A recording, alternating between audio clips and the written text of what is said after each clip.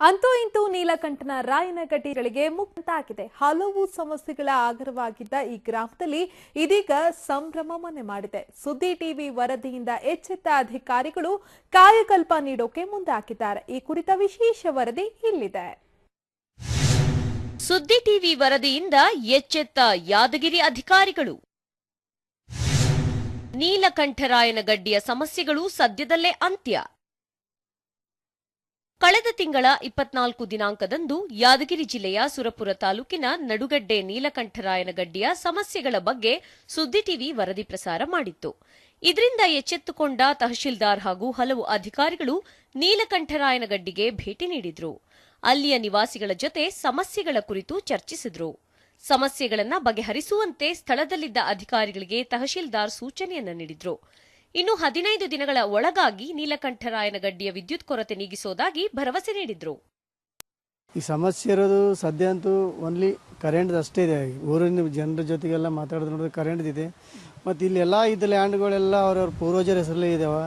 ಎಲ್ಲರಿಗೂ ಹೇಳಿದ್ದೀನಿ, ನನ್ನ ನಾಡು ಕಚೇರಿಗೆ ಬಂದು ಆಧಾರ್ ಕಾರ್ಡ್ ತೆಕ್ಕೊಳ್ರಿ, ನಮ್ಮ VAR ಅವರೇ ಸ್ವತಃ ತಮ್ಮ ಖರ್ಚಲ್ಲಿ ಮಾಡಿಕೊಡ್ತಾರೆ ತೆಕ್ಕೊಳ್ಳೋ ಅಂತ ಹೇಳಿನಿ. ಆಮೇಲೆ ಪೋಸ್ಟ್ ಆಫೀಸಲ್ಲಿ ಅಕೌಂಟ್ ತೆಗಿಲಿಕ್ಕೂ ಎಲ್ಲರಿಗೂ ಹೇಳಿದ್ದೀನಿ. ಈಗ ನೀಲಕಂಠರಾಯನಗಡ್ಡಿ ಸಂಬಂಧ 2-3 ಸಲ ನಮ್ಮ ಜಿಲ್ಲಾಧಿಕಾರಿಗಳು ಸಭೆ ಕರೆದು ಎಲ್ಲ ಸಂಬಂಧಪಟ್ಟ ಅಧಿಕಾರಿಗಳ ಡೈರೆಕ್ಷನ್ಸ್ ಕೊಟ್ಟಿದ್ದಾರೆ. ಅಲ್ಲಿ ಏನೇನು ಅನುಕೂಲ ಮಾಡಿಕೊಡ್ಬೋದು ಎಲ್ಲ ಮಾಡೋಕ್ಕೂ ಇಮಿಡಿಯೇಟ್ ಮಾಡೋಕ್ಕೆ ಲಾಸ್ಟ್ ಟೈಮೇ ಡೈರೆಕ್ಷನ್ಸ್ ಕೊಟ್ಟಿದ್ದಾರೆ. ಇದಲ್ಲದೆ ಶಾಲಾ ಕಟ್ಟಡ, ಕುಡಿಯೋ ನೀರಿನ ಬಗ್ಗೆಯೂ ಪರಿಶೀಲನೆ ನಡೆಸಿದ್ರು. ಇನ್ನು ಗ್ರಾಮದಲ್ಲಿ ಅಂಗನವಾಡಿ ಶಾಲೆ ಇಲ್ಲ. ಈ ಬಗ್ಗೆ ಮೇಲಾಧಿಕಾರಿಗಳ ಗಮನಕ್ಕೆ ತರಲಾಗುತ್ತೆ ಅಂತಾನೂ ಹೇಳಿದ್ರು. ಜೊತೆಗೆ ಗಡ್ಡಿ ನಿವಾಸಿಗಳಿಗೆ ಆಧಾರ್ ಕಾರ್ಡ್, ಬ್ಯಾಂಕ್ ಖಾತೆ, ಜಮೀನು ನೋಂದಣಿ ಮಾಡಿಸಿಕೊಳ್ಳುವಂತೆ ತಿಳಿ ಹೇಳಿದ್ರು. ಸ್ಥಳೀಯರು ಸುದ್ದಿ ಟಿವಿ ವರದಿಗೆ ಮೆಚ್ಚುಗೆ ವ್ಯಕ್ತಪಡಿಸಿದ್ರು. ತಹಸೀಲ್ದಾರ್ ಸಾಹೇಬ್ರು ಬಂದಾರ್ರಿ ಇವತ್ತು. ನಿಮ್ದು ಏನೇನು ಸಮಸ್ಯೆ ಐತೆ ಅಂತ ಕೇಳಿದಾರೆ ಸರ್ ಅವರು. ಅವ್ರಿಗೆ ನೋಡ್ರಿ, ನಮ್ಮ ಈಗ ದಾರಿ ನದಿ ಬಂತಂದ್ರೆ ದೊಡ್ಡ ಸಮಸ್ಯೆ ಆಗ್ತದೆ ಸರ್. ಅದನ್ನು ಬೋಟಿನ ವ್ಯವಸ್ಥೆ ಮಾಡ್ತೀವಿ ಮತ್ತೆ ಅಂತ ಅವ್ರು ಅಂತಾರೆ. ಈ ಕರೆಂಟ್ ನಡ್ಬರ್ಕ್ ನಿಂತದ ಸರ್, ಪೂರ ಮುಗ್ದಲ್ರಿ.